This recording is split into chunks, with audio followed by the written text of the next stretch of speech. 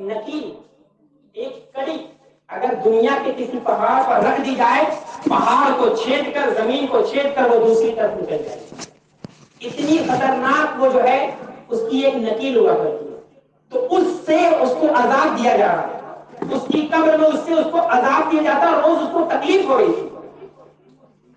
پھر ایک وقت آیا کہ اس کے یہاں ایک بچی کی پیدائش جو جس کو اس نے اپنی بیوی کی شکل میں چھوڑ کر گیا. جب وہ بچہ پیدا ہوا اس کی قبر میں عذاب ہو رہا. دن بدن گزرتے گئے، وقت گزرتا گیا، بچہ پروان چڑھا یہاں تک کہ 4 سال کی عمر کو پہنچ گیا. بچہ 4 سال کا ہوا تو عموماً جو ہے مسلمانوں میں یہ طریقہ رائج ہے کہ جب بچے 4 سال کے ہو جاتے ہیں تو ان کو کسی عالم دین کے پاس مدرسے میں یا مسجد میں لے جا کر ان کی بسم اللہ خوانی کرائی جاتی ہے کہ بچہ آپ بسم اللہ پڑھ کے یا سورۃ القرآن پڑھنا شروع کر، قرآن کو سیکھنے کی فہم فراست حاصل کرنا شروع کر. تو جب وہ بچہ 4 سال کا ہوا، 4 سال تک اس کے باپ کی قبر میں عذاب نازل ہوتا ہے. اب بندے ماں نے اس بیٹے کو کسی بندے کے ساتھ جو ہے مسجد میں بھیجا کہ جا امام صاحب کے پاس جا کر کے بسم اللہ خوانی شروع کر دیں. اب وہ بندہ گیا بچے کو لے کر، بچہ جیسے ہی گیا استاد کے پاس، 2 زانوں بیٹھا، بیٹھنے کے بعد استاد نے کہا پڑھ بسم اللہ الرحمن الرحیم. اس بچے نے زبان سے، ننھی زبان سے کہا بسم اللہ الرحمن الرحیم. وہاں 4 سال سے اس کی قبر میں عذاب نازل ہو رہا. رب تعالیٰ نے فرشتوں کو ندا دی، اے فرشتوں، جس کا بیٹا زمین پر میرا نام لے رہا ہے، میری رحمت کو گوارا نہیں کہ اس کی قبر میں عذاب پہنچا، اس کی قبر سے عذاب کو دور فرما لو، میں نے اس کی تمام سابقہ گناہوں کو معاف فرما دیا. اس دن سے اس کی قبر پر رحمت کا نزول ہونا شروع ہوا. رفیقان گرامی، رب کی رحمت کتنی وسیع کہ 4 سال تک بندہ مصائب سہتا رہا، صرف ایک مرتبہ اس کے بیٹے نے زبان سے کلمہ، زبان سے اللہ کا نام لیا، پروردگار عالم نے اس پاپی باپ کو قبر کے عذاب سے نجات عطا فرمائی.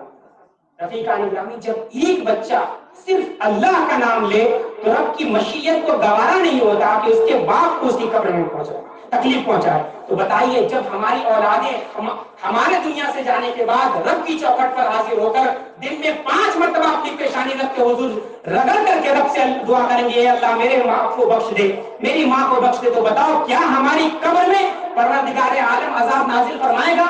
ہرگز نہیں. رفیقان گرامی، امام اہل سنت نے ارشاد فرمایا کہ لحد میں عشق رخ شہ کا داغ لے کے چلے، اندھیری رات سنی تھی چراغ لے کے چلے، اور جنا بنے گی محبان 4 یار کی قبر، وہ کیا بہک سکے جو یہ سراغ لے کر. اس کو کبھی تکلیف ہو ہی نہیں سکتی کہ جس نے اپنی اولاد کو اس طریقے سے چھوڑا کہ وہ اولاد مرنے کے بعد اس کے لیے دعائیں مغفرت کر رہے ہیں. ولد صالح يدعو له، نیک اولاد چھوڑ کر جائے جو اس کے لیے دعائیں مغفرت کرے. رفیقان گرامی، اسی لیے علماء نے فرمایا ہے کہ جب بندہ اس دنیا سے چلا جائے اور اس کی اولاد موجود ہے، وہ بالغ ہے، نماز پڑھانے کی صلاحیت رکھتی ہے، تو سب سے بڑا حق یہی ہے کہ اس کی اولاد جو ہے اپنے باپ کا نماز جنازہ پڑھے. وجہ کیا ہے کہ ہم، آپ یا عالم جو بھی ہو، اگر وہ نماز جنازہ پڑھائیں گے تو جس طریقے سے اور نماز جنازہ پڑھائی جاتی ہے اسی طریقے سے وہ بھی ایک نماز جنازہ ہوگی. لیکن اگر ایک بیٹا اپنے باپ کی نماز جنازہ پڑھا ہوگا تو اس کے دل سے دعا نکلے گی، اے اللہ میرے باپ کی مغفرت فرما دے، اے اللہ میں نے صدق نیت سے، دل سے نیت کی ہے کہ پروردگار عالم میں نے نیت کی دعائیں مغفرت کے لیے واسطے اس میت کی جو میرا باپ ہے. تو جب بندے کے دل سے دعا نکلے گی، ایک بیٹے کے دل سے دعا نکلے گی اپنے باپ کی مغفرت کے لیے، تو کیا رب تعالیٰ اس ادا کو پسند نہیں فرمائے؟ کیا رب تعالیٰ اس ادا پر اس کو معاف نہیں فرما دے گا؟ اس کا تو پہلا دخول ہی حور اور غلما قبر میں اس کا پہلے سے انتظار کر رہے ہوں گے کہ بندے کے دنیا سے جانے کے بعد ہی رب تعالیٰ نے اس کی مغفرت فرما دی. لیکن حال یہ ہے کہ نماز تو بہت بڑی چیز ہے، ہم نے اپنی اولاد کو ڈھنگ سے قرآن پڑھنا بھی نہیں سکھایا، دنیا کے ہر علوم و فنون سکھائے، دنیا کی ہر جو ہے ترقی کی منازل کو طے کرنے والی چیزیں ہم نے اس کو سکھائی، لیکن نہیں سکھایا کہ تجوید کے ساتھ قرآن مقدس پڑھنا، نہیں سکھایا تو ان کی زبان سے رب تعالیٰ کا نام لینا، نہیں سکھایا تو کم از کم اتنا کہ یاسین شریف ہی پڑھ لے یا سورہ ملک ہی پڑھ لے اور اپنے باپ کے لیے سال کرے. سب کچھ سکھایا، لیکن صرف 30 پارے کا قرآن ہم اپنے بچوں کو نہیں سکھا. موٹی موٹی لا کی بکس، فزکس کی، کیمسٹری کی، بایولوجی کی، ہر بک جو زندگی کی تمام منازل کو طے کرنے میں ہماری جو ہے معاون اور مددگار ہو سکتی ہے، وہ تمام سلیبس سکھایا. لیکن ایک 30 پارے کی کتاب جو ہمیں لحد میں کام آنے والی ہے، جو ہمیں قبر کی منزل سے لے کر آخرت کی منزل تک کامیابی تک پہنچانے والی ہے، وہ ایک پتلی سی کتاب ہم نے اپنے بچوں کو نہیں سکھائی. یاد رکھیے، دنیا کی کوئی سی بھی کتاب ہو آپ رکھ لیجئے، 1 سال 2 سال 3 سال، ایک وقت آئے گا وہ آپ کے جو ہے دل سے وہ کتاب نکل چکی، آپ اس کو حرف بحرف ہرگز یاد نہیں کرا. یہ صرف پروردگار عالم کی عطا ہے، مصطفیٰ کا معجزہ ہے کہ الحمد کی الف سے لے کر والناس کی سین تک 4 سال کا مسلمانوں کا بچہ یاد کر لے، دنیا سے جا رہا ہو اس وقت بھی اس کے دل میں وہ قرآن محفوظ رہا. صبر زیر کا بھی فرق نہیں آتا. تو جو کتاب سال 2 سال میں ہم اپنے بچوں کو سکھا سکتے تھے وہ نہیں سکھائی، لیکن جو چیزیں دنیا کی منازل میں ہم کو طے کرنی تھی وہ ہم نے اپنے بچوں کو سکھا دی. میں اس چیز کا مخالف نہیں ہوں کہ آپ اپنے بچوں کو دنیاوی تعلیمات نہ دیں، بالکل دیں، بلکہ خود جو ہے مقولہ ہے کہ من لم یعرف اہل زمانہ فہو جاہل. جو مفتی اپنے زمانے کی چیزوں کو نہیں جانتا وہ مفتی نہیں ہے، وہ جاہل ہے. کہ وہ اپنے زمانے کی گردش ایام کو سمجھ ہی نہیں پاتا، وہ اپنے زمانے کی ٹیکنالوجی سے آشنا ہی نہیں ہے، تو وہ مفتی ہے ہی نہیں، بلکہ وہ تو جاہل ہے. تو اسلام اس درجے تک آپ کو نکل جا رہا ہے اور آپ نے اسلام کا بیسک قرآن مقدس بھی اپنے بچوں کو نہیں سکھایا. اور رفیقان اکرامی پڑھتے نہیں تو کیسے ہیں؟ من جلجی یستھو اندہ الا باذن. بتائیے اس حد تک کی غلطی کی معاذ اللہ رب العالمین، تھوڑی سی مسٹیک میں بندہ ایمان سے ہاتھ دھو سکتا ہے. میں صرف ایک مثال آپ کو دوں. اللہ جل جلالہ یعنی اللہ تعالی عزت بزرگی والا، جیم سے جل جلالہ کا مطلب ہوتا ہے اللہ بہت زیادہ جلیل یعنی بزرگی والا ہے، عزت والا ہے. لیکن اگر یہی بندہ زبان سے معاذ اللہ رب العالمین اللہ ذل جلالہ کہہ دیا، معاذ اللہ رب العالمین، ذلہ کے معنی ہوتے ہیں ذلیل ہونا. اور کیا کوئی بندہ اپنے رب کے بارے میں ایسا کلمہ کہہ سکتا؟ اسی طریقے سے زبان پھسل گئی، ہم نے اپنے بچوں کو صرف الف با پڑھنا نہیں سکھایا، زبان پھسل گئی، اس نے اللہ ذل جلالہ کہہ دیا معاذ اللہ. تو زال یزیلو کا مطلب ہوتے ہیں اوپر سے نیچے کی طرف اترنا. نزلہ کو نزلہ کیوں کہتے ہیں؟ وہ دماغ سے رطوبت جو ہے نیچے کی طرف اتر رہی ہے. تو اگر بندہ حالانکہ وہ تو اپنے خیال میں اللہ جل جلالہ کہنا چاہ رہا ہے، لیکن ہم نے انہیں علم نہیں دیا وہ اللہ جل جلالہ کہہ رہا ہے معاذ اللہ رب العالمین، تو یہ کیا کہنے کا، اس کا معنی کیا ہوگا کہ معاذ اللہ اللہ اوپر ہے اور اوپر سے نیچے کی طرف اتر رہا ہے. تو یہاں تو ہم رب کی بزرگی بیان کر رہے تھے، یہاں تو رب کو معاذ اللہ تنزلی کی طرف لے کر کے چلا گیا.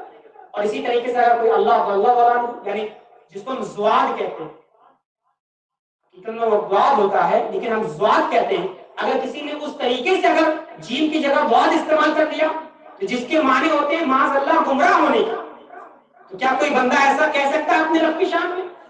اور اسی طریقے سے اگر کسی نے جلہ کی جیم کو زو ادا کر دیا اللہ ذل جلالہ معاذ اللہ، تو اس کا معنی ہو جائے گا اللہ تبارک و تعالیٰ سایہ کرنے والا. تو بتائیے حروف حرف جو ہے صرف ایک ہے جیم، لیکن اس کا پروناؤنسیشن کتنا مختلف ہے. ذرا سے فرق سے آپ رب کی بزرگی کو تنزلی کی طرف لے کر جا رہے ہیں، رب کی عظمت کو ذلت کی طرف لے کر جا رہے ہیں، رب کے بغیر رب کی رحمت کو رب کے سائے کی طرف لے کر کے جا رہے ہیں. تو رفیقان اکرامی اس حد تک اسلام نے اتنی ڈیپنس ہم کو دی، ہم اس چیز کو چھوڑ کر سب سکھاتے ہیں لیکن اس تھوڑی سی چیز پر ہم توجہ نہیں دیتے. ہم نے بچپن سے دیکھا ہے کہ بچوں کو صبح میں جب قرآن پڑھنے کے لیے، یعنی اب تو یہ سسٹم ختم ہو گیا، پہلے جو ہے صبح میں ہمیشہ بچوں کو پہلے قرآن پڑھنے کے لیے بھیجا جاتا، پہلے مدرسے میں صبح جو ہے بچوں کو مسجد میں بھیجا جاتا. اب تو صبح ہی 9 بجے ہوتی، صبح ہی 10 بجے ہوتی. ایک زمانہ وہ تھا. تو اس زمانے میں ہم نے دیکھا کہ جب ہم اپنے بچوں کو قرآن پڑھنے کے لیے بھیجتے ہیں تو ویسے نعت بہ رہی ہے، وضو کا کوئی طریقہ نہیں معلوم، بس ایسے منہ دھل لیا، برش کیا نہ کیا، کلی کر لی، چڈی پہنا ہوا ہے، ہاف پینٹ بھی نہیں ہے کہ گھٹنے ڈھکے ہوئے، بس ایسے اٹھایا، ادھر ادھر کنگھی بھی نہیں، سر پہ ٹوپی لگایا، اما پارا سینے سے لگایا یا کہیں بھی رکھ کر کے دوڑتا ہوا مدرسے میں بچے سے لگا۔ لیکن وہی بچہ جب پلٹ کر کے آیا، اسکول جانے کا ٹائم ہوا، وہی ماں ہے، وہی باپ ہے، اس کو اچھے سے اس کے چہرے کو دھلا، اس کے ہاتھ کو دھلا، اس کے پاؤں کو دھلا، اچھے سے اس کی کنگھی کی، ایک یونیفارم جو پرٹیکولر یونیفارم ہوتی ہے وہ اس کو پہنائی، جوتے کو پالش کیا، موزہ صاف ستھرا اس کو پہنایا کہ بدبو نہ آنے پائے، اور اس کے بعد ٹائی بیلٹ پورا جو پرٹیکولر یونیفارم ہے وہ سب کچھ اس کو عطا کیا، اور پھر اس کے بعد عزت کے ساتھ اس کو بیگ تھمایا، عزت کے ساتھ کتابیں جمائی اور اس کے کندھے پر اس کو لادا، اور لاد کر عزت کے ساتھ اس کو بس اسٹاپ تک جہاں بھی گاڑی آتی ہے وہاں تک پہنچایا۔ بتائیے جب 4 سال کا 5 سال کا بچہ ہے آپ کا، اس کو آپ یہ ذہن دے رہے ہیں کہ بیٹا وہ جو پتلا سا اما پارا ہے وہ عزت والا نہیں ہے، بلکہ یہ جو پیٹھ پر لاد کر بوجھ لے کر جا رہا ہے یہ عزت کی کتاب ہے۔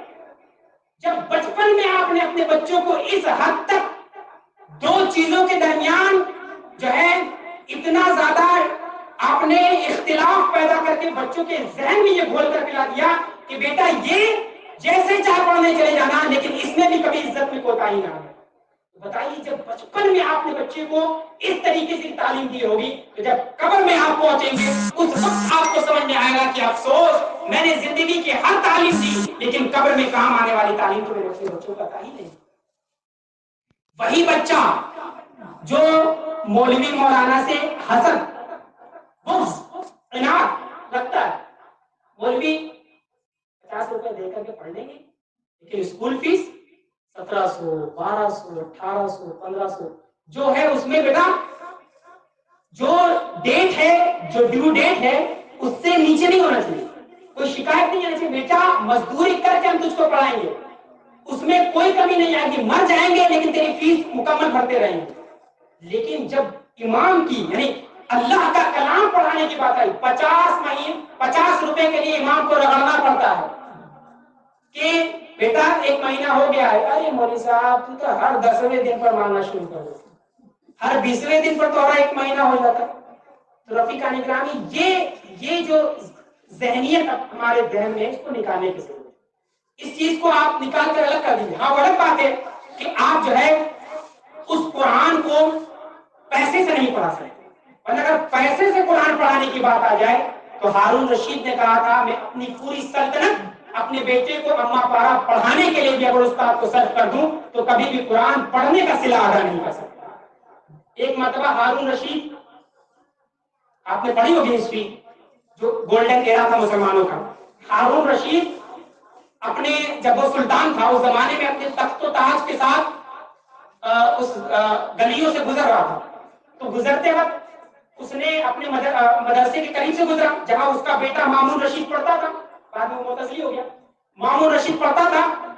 ہارون رشید نے دیکھا کہ وہ جو اس کا بیٹا ہے، سلطان کا جو بیٹا ہے ہارون رشید کا جو بیٹا مامون رشید ہے، اس کا استاد وضو کر رہا اور ہارون رشید جو ہے، ہارون رشید کا بیٹا مامون رشید لوٹے سے پانی ڈال رہا ہے اور استاد جو ہے اپنا پیر دھل رہا ہے۔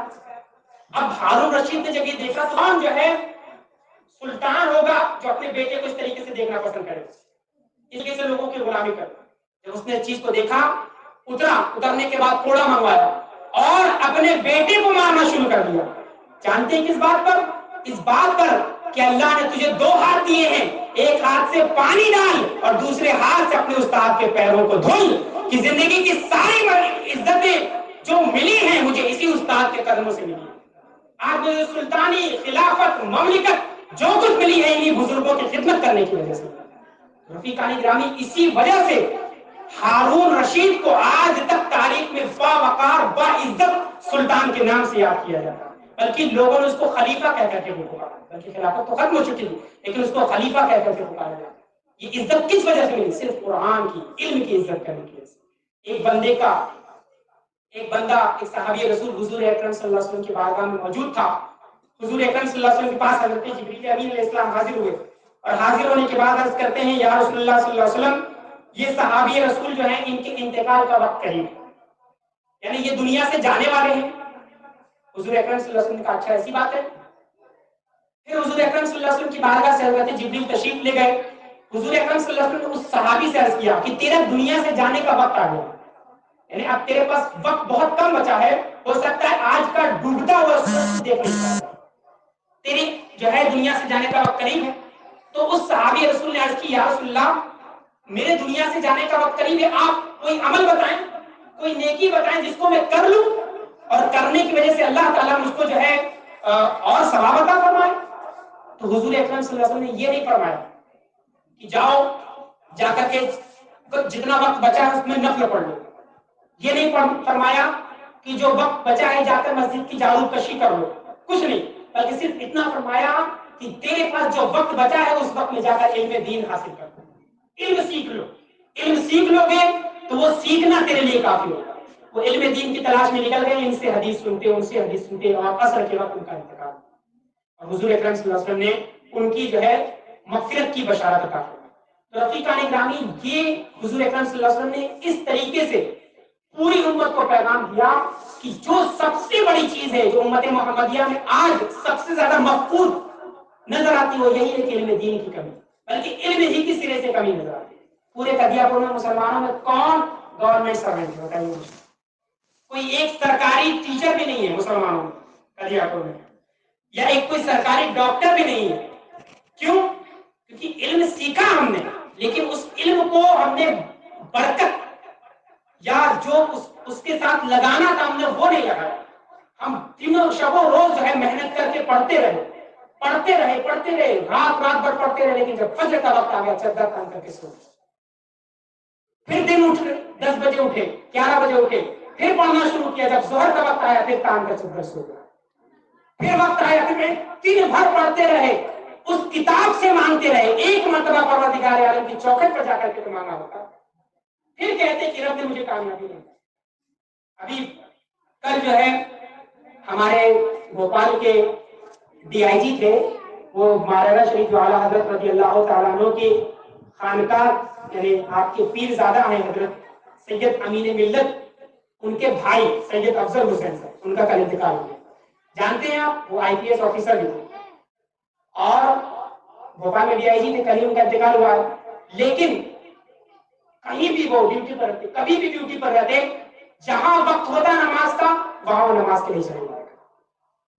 بھوپال چونکہ تبلیغی جماعت کا مرکز ہے، لیکن پھر بھی جب وقت ہوتا وہ نماز جب ہو جاتی آپ جاتے اور جا کر کے نماز ادا کرتے تھے، اور ان سے جب بھی پوچھا جاتا تو یہی کہتے جو کچھ ملا ہے اسی چوکھٹ سے مجھے ملا ہے، اسی چوکھٹ سے مجھے ملا ہے، حضور سرکار ماہرہ کا مجھ پر۔ رفیقان گرامی یاد رکھیے زندگی جو ہے اس وقت تک کامیاب نہیں ہو سکتی جب تک اس پیشانی کو اس دینے والے رب کی چوکھٹ پر آپ نہیں جھکائیں، جب تک اس ماتھے کو اس عطا کرنے والے رب کی چوکھٹ پہ نہیں جھکائیں گے اس وقت تک کامیابی آپ کو چھوڑنا قدم نہیں چھوڑ سکتے۔ بڑے بڑے پڑھنے والے ہم نے یونیورسٹی کالج میں پڑھنے والے طلبا کو بھی دیکھا ہے کہ وہ وقت پر نماز کی پابندی کرتے ہیں، نماز پڑھتے ہیں، جب وقت ہوتا ہے جتنا وقت ملتا ہے وہ نماز پڑھنے کی کوشش کرتے ہیں۔ کیوں؟ کیونکہ جانتے ہیں کہ یہ فزیکل ایکسرسائز بھی ہے اور ہمارے لیے ذریعہ نجات بھی ہے۔ اور ایک ابھی جلدی پیپر میں آیا تھا، ایک ڈاکٹر ہریش چندر کر کے کوئی تھا کہ جس کے بارے جو بعد میں مسلمان ہو گیا، اس سے پوچھا گیا کہ کس چیز نے تم کو جو ہے اسلام میں داخل کیا؟ کہا میں تو بہت، یعنی اسلام پر انہوں نے پی ایچ ڈی بھی کی تھی مذہب اسلام پر، انہوں نے کہا میں نے بہت سی کتابیں پڑھی اور بہت سے لوگوں سے میں نے مناظرے کیے، ڈیبیٹ کی کہ مجھے مذہب اسلام میں یہ چیز سمجھ میں نہیں آتی، یہ چیز سمجھ میں نہیں آتی، اتنا میں نے پڑھا مذہب اسلام میں یہ ہے وہ ہے، لیکن مذہب اسلام کو قبول نہیں کیا۔ ایک مرتبہ خود کہتے ہیں کہ میں ایک مرتبہ بازار میں گیا، ایک سبزی والے کے کہنے پر میں نے مذہب اسلام کو قبول کر لیا۔ کہا کیسے؟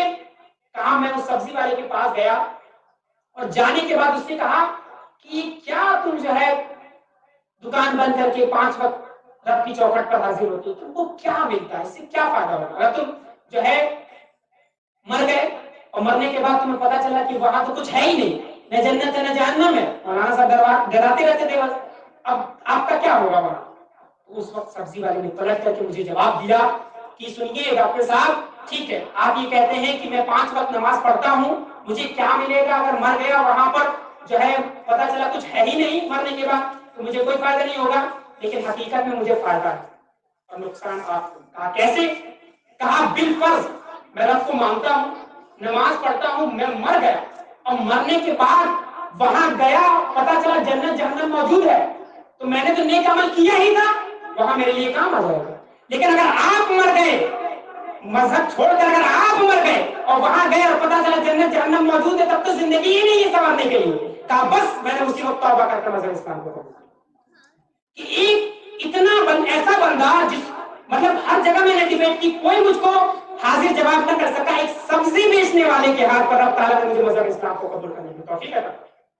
رفیق علی، اسی لیے میں بارہا ہمیشہ تقریر میں یہی جملہ ضرور کہتا ہوں کہ سب سے بڑی جو ہماری دولت ہے وہ ایمان کی دولت ہے، کہ ہم نے کبھی محنت نہیں کی اس کے لیے، کبھی مشقت نہیں کی۔ جب آنکھ کھولا دنیا میں آئے، مسجد کے امام نے ہمارے کان میں اللہ اکبر کہہ کر پہلا ہی سبق دے دیا کہ بیٹا آنکھ کھول رہی ہے، جان لے کائنات کا پیدا کرنے والا رب سب سے بڑا ایک اللہ ہے، سب سے بڑا ایک اللہ ہے۔ اور وہ بندہ اسی چیز، ہم نے کوئی محنت نہیں کی اور اس کے بعد اسی کو فالو کرتے رہے، اور جب مرنے کا وقت آیا تو اس دنیا سے چلے گئے۔ لیکن ایک زمانہ وہ بھی تھا کہ صحابہ کرام نے کتنی تبدو کی، میں اس طرف نہیں جاتا، آپ جانتے ہیں کتنی محنت و مشقت کی، اور اس کے بعد ایمان ملا، اور ملنے کے بعد حضرت محمد ابن سیرین فرماتے ہیں، یہ ایک تابعی ہیں جنہوں نے بڑے بڑے صحابہ کی صحبت حاصل کی۔ محمد ابن سیرین بخاری میں، مسلم میں اور دیگر کتب احادیث میں سے حدیث میں بھی ہے۔ محمد بن سیرین سے پوچھا گیا کہ آپ نے صحابہ کا زمانہ دیکھا ہے، بتائیے حضور کو چاہنے والے، حضور سے محبت کرنے والے کیسے تھے؟ فرمایا ان صحابہ، وہ صحابہ اگر آج کے زمانے میں ہوتے تو اے مسلمانوں تم کو کافر کہتے۔ کون کہہ رہا ہے؟ محمد ابن سیرین۔ کب کے ہیں؟ انہوں نے اپنی آنکھوں سے مصطفیٰ کریم صلی اللہ علیہ وسلم کے صحابہ کو دیکھا ہے۔ تابعی وہ فرماتے ہیں اس زمانے میں کہ اے لوگوں اگر تم کو صحابہ دیکھتے تو کافر سمجھتے، تو آج تو 1300-1400 سال گزر چکا، ہمارے اعمال کس طرح، ہم کس کھیت کی مولی ہیں؟ صرف کلمہ پڑھ لیا اور سمجھ لیا کہ بس ہمارے لیے جنت ہماری جو ہے ملکیت ہو گئی۔ حاشا اللہ، ایسا ہرگز نہیں ہے، بڑی محنت و مشقت کرنی پڑتی ہے۔ وقت کا امام رازی، جس کو جو ہے امام منطق، امام فلسفہ بھی کہتے ہیں اور رئیس المناظرین بھی کہتے ہیں، دنیا میں معتزلی سے، ہنوز سے، نصارہ سے، یہودیوں سے، ہر جیوڈس سے، سب سے انہوں نے جو ہے مناظرہ کیا، سہوریوں سے، صلیبیوں سے، سب سے انہوں نے مناظرہ کیا۔ لیکن جب دنیا سے جانے کا وقت آیا تو حضرت امام رازی کے پاس شیطان آیا، اور آنے کے بعد یہی پوچھتا ہے کہ بتا تیرا رب ایک ہے، اس پر دلیل کیا ہے؟ تو آپ نے بارہا سنا کہ امام رازی دلیل دیتے رہے، وہ دلیل کاٹتا رہا، 360 دلیلیں دی، وہ 360 دلیل کاٹتا رہا۔ وجہ کیا ہے؟ اس نے فرشتوں کو پڑھایا۔ ابلیس جو ہے شیطان، اس نے فرشتوں کو پڑھایا ہے۔ جس نے فرشتوں کو پڑھایا ہو وہ تو ساری دلیلیں پہلے سے جانتا ہے، وہ ہر دلیل کاٹتا چلا گیا، کاٹتا چلا گیا، کاٹتا چلا گیا۔ آپ کے شیخ حضرت امام نجم الدین کبریٰ نے فرمایا صرف اتنی بات کہہ دے اے راضی کہ میں اپنے رب کو بغیر دلیل کے ایک مانتا ہوں، بس اتنا کافی ہے۔ کہا ہے شیطان ملعون سن، میں بغیر دلیل کے اپنے رب کو ایک مانتا ہوں۔ اتنا کہنے کے بعد آپ کی جان، آپ کی روح کو پھنسے اس سے برداشت کر۔ شیطان نے کہا امام رازی سے، میں نے اسی طریقے سے پتہ نہیں کتنے اللہ والوں کو دنیا سے جاتے وقت ان کا ایمان صحیح کر۔ رفیق گرامی، ہم کس غلط فہمی میں زندگی گزار رہے ہیں؟ کیا آنکھ کھولی اس ایمان پر تو کیا ضروری ہے ایمان لے کر دنیا سے چلے جائیں؟ ہرگز نہیں۔ حدیث پاک میں آتا ہے کہ جب بندے کا مرنے کا وقت قریب آتا ہے، جب بندہ موت کو دیکھتا ہے، اس وقت شیطان اس کے اعزا اقربا یا گھر والوں کی صورت میں حاضر ہوتا ہے۔ دادا اگر دنیا سے چلے گئے تو دادا کی صورت میں، یعنی جس سے آپ سب سے زیادہ محبت کرتے تھے اور وہ دنیا سے چلا گیا، اور شیطان اس کی صورت میں آتا ہے۔ آپ کا کوئی دوست ہے، شیطان اس کی صورت میں آئے گا۔ آپ کی ماں دنیا سے چلے گئی، شیطان اس کی صورت میں آئے گا، اور آ کر کہے گا دیکھ زندگی بھر کلمہ پڑھ لیا، کچھ ملا؟ کچھ نہیں ملا، اور مجھ کو دیکھ میں رب ہوں، مجھ پر ایمان لیا۔ اس وقت جب ایک بندہ جس پر شدت نزع، موت کی کیفیت اس پر طاری ہے، اس وقت اس بندے سے جب کہا جائے تو اب وہ یہ سوچتا ہے کہ میرے دنیا سے جانے کا وقت ہے، اب اگر رب کو نہیں مانا تو میرا تو ایمان سلب ہو جائے گا۔ اس وقت بہت سو کو شیطان جو ہے یہ کہہ کر ورگلاتا ہے، اور وہ بندہ جو ہے شیطان کو اپنا رب مان لیتا ہے اور ایمان سے ہاتھ دھو کر دنیا سے چلا جاتا ہے۔ اور رفیقان گرامی اس سے بچنے کا طریقہ کیا ہے؟ صرف ایک ہی طریقہ ہے جو روایت میں آتا ہے کہ جب بندہ مومن اپنی جان، عزت، اولاد، مال سے بڑھ کر مصطفیٰ کریم صلی اللہ علیہ وسلم سے محبت کرے، حضور فرماتے ہیں جب اس کا ایمان، جب اس کی دنیا سے جانے کا وقت آئے گا، مصطفیٰ اس کے سرہانے پر حاضر ہو جائے گا، مصطفیٰ اس کے سرہانے پر موجود ہوگا اور کہے گا اس مردود پر لاہور پڑھ اور جان لے، انہیں جانا، انہیں مانا، نہ رکھا غیر سے کام، للہ الحمد، میں دنیا سے مسلمان، بس میرا کلمہ پڑھ لے، تیری جنت کی ضمانت میں عطا فرما۔ تو حضور اکرم صلی اللہ علیہ وسلم اسی کلمہ کی تلقین فرماتے ہیں، وہ بندہ کلمہ پڑھ کے دنیا سے چلا جاتا ہے۔ اسی لیے علماء فرماتے ہیں کہ جب شہید، تھوڑی سی بات عرض کر کے میں گفتگو ختم کروں گا، امام راضی نے، بہار شریعت میں ہے، امام جلال الدین سیوطی نے ارشاد فرمایا، حدیث شریف ایک لمبی حدیث ہے، اس میں ہے کہ جو بندہ طاعون میں مرا، یعنی وبا، کوئی ایسی بیماری جو پورے علاقے کو جو ہے اپنے چپیٹ میں لے لے، کوئی بندہ طاعون میں مرا، جیسے کورونا وائرس، کوئی بندہ طاعون میں مرا، شہید ہے، کوئی بندہ نیمونیا، پیٹ کی بیماری میں مرا، شہید ہے، کوئی ماں بچے کی پیدائش کے درد ذہن میں مبتلا ہو کر مری، شہید ہے، کوئی بندے کے اوپر دیوار گر گئی، شہید ہے، کوئی بندہ جل کر کے مر گیا، شہید ہے۔ اس کے بعد امام جلال الدین سیوطی اس حدیث کی مزید تفسیر کر کے فرماتے ہیں جو بندہ سواری سے گر کر کے مرا وہ شہید ہے، جو بندہ پانی میں ڈوب کر کے مرا وہ شہید ہے، جو بندہ گزر رہا تھا اچانک سے اس کو موت نے آ کر لے لیا، اس کو سنبھلنے کا موقع نہ ملا، وہ شہید ہے۔ اور شہید کا حشر کیا ہوگا؟ کل قیامت کے دن بندے مومن میں سب سے پہلے جن کو اٹھایا جائے گا علماء کے بعد، وہ شہیدوں کی جماعت ہوگی۔ اور آقا کریم صلی اللہ علیہ وسلم نے ارشاد فرمایا علماء کے علم کی سیاہی کو شہید کے خون کے ساتھ تولا جائے گا، اور علماء کے علم کی سیاہی بھاری ہو جائے گی۔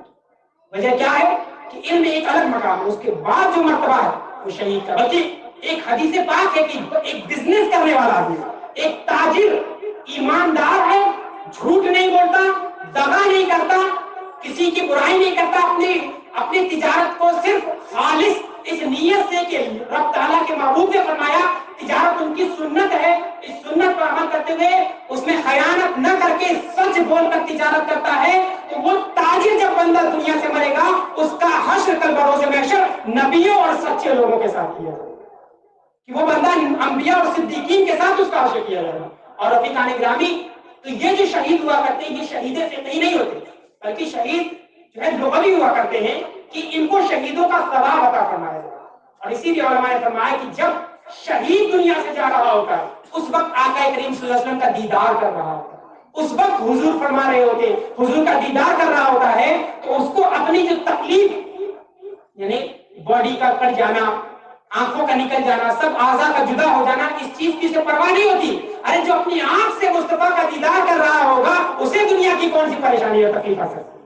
ارے وہ تو یہی امید کر رہا ہوگا کہ نجم کی ہے خدا، آرزو ہے یہی، اور عاشق زار کی آبرو ہے یہی کہ موت کے وقت سر ان کے قدموں میں ہو، دید ہوتی رہے دم نکلتا رہے، دید ہوتی رہے دم نکلتا رہے۔ رفیقان گرامی، ایک حدیث پاک ہے کہ ایک بندہ میدان میں، یعنی جنگ کے میدان میں، صحابی رسول، اس کا ہاتھ کٹ گیا، یعنی کٹ کے الگ ہو گیا، ٹانگ کٹ کے الگ ہو گئی، ایک آنکھ نکل آئی، کان کٹ گئے، پورے اعضاء چھلنی ہو گئے، نیزے 49 سے 72 نیزے اس کو لگے، اب وہ بندہ پورا چور چور ہو گیا، قریب تھا کہ اب وہ مر انتقال کر جاتے، وہ گھسٹ رہے ہیں۔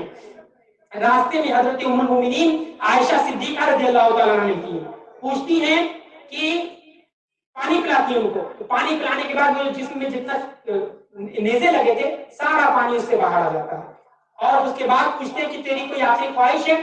اس طریقے سے گھسٹ کر کہاں جا رہے ہو؟ فرمایا زندگی بھر حضور اکرم صلی اللہ علیہ وسلم کو دیکھتا رہا، زندگی بھر اس چہرے اور دعا کی زیارت کرتا رہا، اور انہی کے مذہب میں کہ آغوش میں آیا اور اب دنیا سے جا رہا ہوں، انہی کے مذہب پر جا رہا ہوں، صرف ایک تمنا ہے کہ آنکھ بند ہو تو سامنے مصطفیٰ کریم صلی اللہ علیہ وسلم کا چہرہ، بس اتنی تمنا ہے۔ میں ٹھیک ہے، فوراً ام المومنین عائشہ صدیقہ حضور اکرم صلی اللہ علیہ وسلم کے پاس گئے اور جانے کے بعد عرض کہتی ہیں یا رسول اللہ صلی اللہ علیہ وسلم فلاں آپ کا صحابی رسول دنیا سے جا رہا ہے، اس کا نزا کا حال ہے، قریب ہے کہ اب اس کی روح نکل جائے، حضور وہ مرتے وقت آپ کا چہرہ دیکھنا چاہتا ہے۔ ٹھیک ہے، حضور اکرم صلی اللہ علیہ وسلم جلدی اٹھے، دوڑتے ہوئے آئے اور آنے کے بعد اس کے سرہانے کھڑے ہو گئے. اس بندے نے حضور کے چہرے کا دیدار کیا اور دیدار کر کے صرف ایک کلمہ زبان سے نکلا، فزت برب الکعبہ. کلمہ وغیرہ زبان سے نہیں نکلا، کیا نکلا؟ فزت برب الکعبہ، رب کعبہ کی قسم مصطفیٰ کا دیدار کر لیا اور میں کامیاب ہو گیا. اب میں کامیاب ہو گیا ہوں کہ حضور کا چہرہ دیکھ کر کے دنیا سے. یاد رکھیے کلمہ پڑھنا ایک الگ نصیبی ہے اور حضور کا چہرہ دیکھ کر جانا ایک الگ نصیبی ہے. اسی لیے علماء فرماتے ہیں کہ مسلمان مومن کو قبر کی تکلیف کے بارے میں سوچنا ہی نہیں چاہیے کہ جب قبر میں حضور آ جائیں گے اب اسے کس چیز کی تکلیف ہوئے گی، اب کون سی اس کو مشکل ہوگی. کہ جب حضور قبر میں موجود رہیں گے اور حضور اکرم صلی اللہ علیہ وسلم ارشاد فرما رہے ہوں گے کہ اے بندہ پوچھا جا رہا ہے تیرا رب کون ہے، مجھے دیکھ کر کے فرما دے کہ انہوں نے جس رب کی طرف اشارہ کیا تھا میں اس رب پر ایمان لاتا ہوں. اسی لیے امام بخاری نے قبر کے سوال کے بارے میں صرف ایک حدیث نقل کی. امام بخاری یعنی بخاری شریف میں یہ حدیث نہیں ہے کہ قبر میں 3 سوال ہوں گے، بخاری میں صرف ایک ہی حدیث ہے، وہ یہ کہ قبر میں صرف یہ پوچھا جائے گا کہ مصطفیٰ کریم صلی اللہ علیہ وسلم کی ذات کون ہے. ما كنت تقول في حق هذا الرجل، اس بندے کے بارے میں تم کیا کہا کرتے تھے؟ تو بندہ صرف ایک زبان کہے گا اشہد ان لا الہ الا اللہ واشہد انک محمد عبدہ ورسولہ، بس اتنی بات کہہ لے گا بندہ. تو جب حضور کو مان رہا ہے تو یقیناً اس کا رب اللہ ہے اور اس کا دین مذہب اسلام ہے. اب کسی کلمے کسی جو ہے سوال کی ضرورت ہی نہیں ہے. تو رفیقان گرامی اس طریقے سے بندے مومن کی زندگی کامیاب ہوتی ہے. اسی طریقے سے حضرت علی رضی اللہ عنہ قبرستان سے گزرے اور گزرنے کے بعد آپ نے ندا دی کہ اے قبر والو سن رہے ہو، بتاؤ تمہارے ساتھ کیا ہوا. تو ایک قبر سے آواز آئی کہ آنکھیں بہ کر کے گال پر آ گئی، کفن پھٹ گئے، جسم کی چمڑی جھڑ گئی اور صرف کنکال ہی بچا. اعضاء جو ہے اپنی جو جوڑ ہوتے ہیں ان کو چھوڑ چکے ہیں. فرمایا تو کس چیز نے تم کو فلاح و بہبود تک پہنچایا؟ فرمایا صرف اور صرف ہمیں کامیابی تک لے کے گئی تو وہ نیکی جس کو ہم نے اپنی زندگی میں آگے بھیجا، یعنی جو ہم نے نیک کام کیے کہ وہ ہمیں کامیابی تک لے کے گئے. اور رفیقان گرامی ہارون رشید کے زمانے میں کی ہی بات ہے کہ ایک بندہ خود غالباً ہارون رشید نے منت مانگی تھی کہ میں 3 دن تک قبر کی آغوش میں 3 دن فلاں کا میرا پورا ہو گیا تو میں قبر میں 3 دن تک سوؤں گا. اب اس نے منت مانگ لی تو مانگنے کے بعد اب پورا کرنے کا وقت آیا تو 1 کروڑ فر شان و شوکت کے ساتھ قبرستان کی طرف جا رہا ہے. جانے کے بعد راستے میں ایک فقیر آ گیا اور آنے کے بعد اس نے کہا کہ ہارون اے بادشاہ سلامت کچھ دے دیجیے، کچھ عطا کر دیجیے. تو ہارون رشید نے کہا میں تو قبر میں جا رہا ہوں کہ نہیں، میں قبر میں اپنی منت پوری کرنے جا رہا ہوں، میں کیا دے سکتا ہوں، میرے پاس تو کچھ نہیں ہے. اتنا کہہ کر وہ آگے بڑھ گئے. پھر آگے بڑھے اور بڑھنے کے بعد فرمایا بادشاہ سلامت کچھ عطا کر دیجیے، کچھ بھی دے دیجیے. کہا میرے پاس کچھ بھی نہیں ہے کیونکہ میں قبر میں جا رہا ہوں. پھر ان کی نظر پڑی مونگ پھلی کے ایک ایسے دانے پر جو آدھا ٹوٹا ہوا. مونگ پھلی چون طرح کی ایک دانہ ہوتی، ایک ٹوٹا ہوا دانہ نیچے پڑا ہوا. ہارون رشید نے اس دانے کو اٹھا کر کے اس فقیر کی جھولی میں ڈالا. کہا لے جا. وہ فقیر لے کر کے چلا. ہارون رشید قبر میں گیا اور جانے کے بعد وہ دیکھنا چاہتا تھا کہ قبر کی تاریکی کیسے ہوا. قبر میں گیا، قبر میں اس کو لٹایا گیا، تختہ وغیرہ لگا کر پوری مٹی وغیرہ دے دی گئی. اب قبر کی وحشت، قبر کا خوف، قبر کا ڈر اس کو ستائے جا رہا ہے. پوری 3 راتیں اس کو گزارنی تھی. دن تو جیسے تیسے کٹ گیا، جب رات آئی اور تاریکی چھائی تو ویسے ہی قبر میں اندھیرا ہوتا ہے. وہ بندہ اور پریشان ہو گیا. طرح طرح کی جانوروں کی آوازیں قبرستان میں آ رہی ہیں اور طرح طرح کے لوگوں کو قبر میں عذاب دیے جانے کی آوازیں آ رہی ہیں. یہ تو زمانہ بدل چکا. پہلے زمانہ ہوتا تھا کہ قبروں کی وارداتیں جو ہیں وہ لوگوں کو سنائی جاتی تھی. کیوں؟ تاکہ لوگ کا ایمان مضبوط ہو. لیکن چونکہ زمانہ ترقی کر رہا ہے اور جب زمانہ ترقی کرے گا تو ایمان میں جو ہے لوگوں کو مشکل سے ایمان کو سنبھالنا پڑے گا. اسی لیے حضور اکرم صلی اللہ علیہ وسلم نے ارشاد فرمایا ایک زمانہ ایسا آئے گا کہ بندہ صبح میں مسلمان ہوگا، شام کو کافر ہوگا، شام کو مسلمان ہوگا، صبح میں کافر ہوگا. وجہ کیا ہے کہ جب وہ سنے گا نہیں قبر کی آواز، جب وہ دیکھے گا کہ فلاں بندہ نماز نہیں پڑھتا، رب نے اس کو اتنی بلڈنگ دے دی تو میں نماز پڑھ کر کیوں جو ہے فقیری کی زندگی گزاروں. اس کی آزمائش ہوگی. کیوں؟ کیونکہ حضور نے فرمایا صبح میں مومن ہوگا، شام میں کافر ہوگا. یہ ناشکری ہے اس کی کفر کی طرف نہیں جائے گی. تو جب رات آیا ہارون رشید کا ایک پہر گزرا، وہ سہم گیا. اسی درمیان اس کو پیر کی طرف سے ایک روشنی نظر آئی، پیر کی طرف سے، اور وہ روشنی کی طرف اٹھا، اٹھ کر آگے بڑھا، اور بڑھنے کے بعد اس روشنی کو دیکھتا رہا، اور اس سے اس کو انسیت یعنی قبر کی وحشت دور ہو گئی۔ قبر کی تاریکی میں چھوٹا سا چراغ ہی جل جائے بندے کے لیے کافی۔ تو اب اس روشنی کو دیکھ کر اس نے ایک رات، صبح جیسے ہی ہوئی وہ روشنی بجھ گئی، دوسرا دن ہوا پھر وہ تاریکی آئی، رات آئی، پھر ایک پہر گزرا اور پھر وہی روشنی جھلکی، اور وہ پھر جو ہے صبح ہوتے ہوتے وہ روشنی بجھ گئی۔ تیسرا دن بھی ہوا اسی طریقے سے گزرا۔ تیسرے دن جب صبح ہونے کو تھی، ہارون رشید نے رب کی بارگاہ میں دعا کی، اے اللہ مجھے اس تاریخ کے قبر کے اندر اس روشنی کے راز سے جو ہے آشنا کرا۔ اس روشنی کا راز کیا ہے؟ تو اس روشنی نے ایک فرشتے کی شکل اختیار کرنے کے بعد کہا، ہارون رشید تو نے کوئی نیک عمل کیا ہو یا نہ کیا ہو، ایک طرف تو راستے میں آتے وقت فقیر کو زمین پر پڑے ہوئے مونگ پھلی کا ایک جو دانہ دیا تھا نا، اسی وجہ سے رب تعالیٰ نے تیری قبر میں روشنی عطا فرما دی، قبر میں نور عطا فرما دیا۔ تو اس بندے نے جب صبح ہوئی، اب ہارون رشید کو قبر کھودی گئی، کھود کر نکالنے کے وقت آیا تو ہارون رشید صحیح سلامت تھے، گئے اور جانے کے بعد بے پناہ دولت رب کی راہ میں خرچ کی کہ اللہ جب ایک مونگ پھلی کا دانہ قبر کی وحشت کو دور کر سکتا ہے تو یہ مال کیا ہے، اللہ تیری راہ میں سب کو قربان کر۔ رفیقان گرامی، یہ ایک نصیحت ہے ہمارے لیے کہ زندگی میں کچھ بھی ہو کم از کم اپنی حلال کمائی سے کچھ پیسہ رب کی راہ پر ضرور رکھا کرے، اپنی جان کا صدقہ، مال کا صدقہ، جو بھی ہو سکے اس کو اپنی اولاد کی طرف سے جو بھی ہو سکے اس کو صدقہ کرے۔ یہ صدقہ ہمیں اگرچہ دنیا میں بھاری پڑ رہا، لیکن جب آنکھ بند ہوگی تب سمجھ میں آئے گا کاش رب اور نوازتا تمہیں اور رب کی بارگاہ میں خرچ کر رہا ہوں۔ رفیقان گرامی، یہ چند باتیں تھی جو میں نے آپ کو پیش کی۔ یاد رکھیے کہ ایک بچے کے سر سے باپ کا سایہ ہو جانا یہ بہت بڑی رب تعالیٰ کی طرف سے آزمائش ہوا کرتی ہے، اور جب زندگی کی کبھی بھی آپ بھاگ دوڑ میں کسی بھی دھوپ میں تھک جاتے ہیں تو آپ کے پیچھے ایک سایہ ہوتا ہے، وہ سایہ آپ کے باپ کا، وہ باپ ہوا کرتا ہے یا وہ ماں ہوا کرتی ہے کہ جو آپ گھر سے نکلتے ہیں بعد ایک لمبا سفر طے کرتے ہیں اور طے کر کے صحیح ساکل ہوتے ہیں، تو کیوں؟ کیونکہ پیچھے آپ کی ماں آپ کے لیے دعا کر رہی ہوتی ہے۔ حضرت موسیٰ علیہ السلام جب کوہ طور پر جا رہے تھے، آپ کی والدہ کا انتقال ہو گیا، کوہ طور پر جا رہے تھے، لڑکھڑانے لگے، قدم ڈگمگا گئے، غیب سے آواز آئی، اے موسیٰ اب سنبھل کر چلنا سیکھ لو، اب تیرے پیچھے ہاتھ اٹھا کر دعا کرنے والی ماں اب نہیں رہ گئی ہے، اب تیری لڑکھڑانے والے قدم کو سنبھالنے والی ماں کی دعائیں نہیں رہ گئی ہیں، اسی لیے اب سنبھل کر چلنا سیکھ لو۔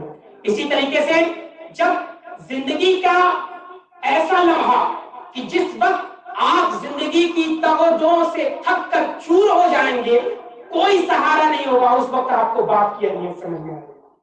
قابل مبارکباد ہے وہ لوگ جن کے ماں باپ زندہ ہیں، ان کی خدمت کریں، اور میرے آقا فرماتے ہیں کہ جس نے ماں باپ کی خدمت کی اس نے دنیا میں اپنی جنت بنا لی، جس نے ماں باپ کی خدمت نہیں کی اس نے دنیا میں ہی دوزخ کا جو ہے سودا کر لیا ہے۔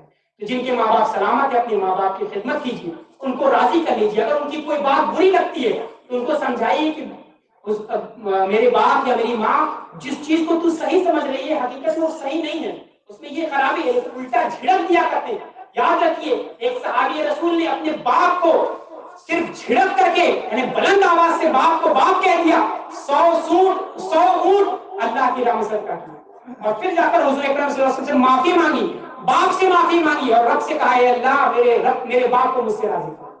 ذرا غور کیجیے، صرف اتنی سی بیس پر 100 اونٹ صدقہ کرنا کہ باپ ناراض نہ ہو جائے، اور ہم تو صبح سے شام تک اپنے باپ کو ہمیشہ ناراض کرتے ہیں اور ان کی جو ہے خوشنودی حاصل کرنے کی کوشش ہی نہیں کرتے۔ میرے آقا نے ارشاد فرمایا باپ راضی رب راضی، باپ ناراض رب ناراض۔ جن کے ماں باپ سلامت ہیں وہ اپنے ماں باپ کی خدمت کریں، اور جن کے والدین دنیا سے چلے گئے ہیں اللہ تعالیٰ انہیں صبر جمیل عطا فرمائے اور ان کے والدین کی مغفرت فرمائے، کروٹ کروٹ جنت الفردوس میں داخلہ نصیب فرمائے۔ مرحوم جناب انور علی صاحب، ان کی والدہ، ان کے بڑے بھائی غلام حسین صاحب کی پروردگار عالم مغفرت فرمائے، ان کی قبر کو جنت کے باغوں میں سے ایک باغ بنائے، کروٹ کروٹ ان کو جنت الفردوس میں داخلہ نصیب فرمائے۔ ان کی تمام سابقہ چھوٹے بڑے صغیرہ کبیرہ دانستہ غیر دانستہ گناہوں کو معاف فرمائے، ان کی اولاد کو اولاد نرینہ بنائے، ولد صالح بنائے، اور زندگی کی آخری سانس تک مسلک اعلیٰ حضرت پر مضبوطی سے قائم و دائم رکھے اور زندگی سے جاتے وقت ایمان کی دولت ہمارے ہاتھوں میں رہے۔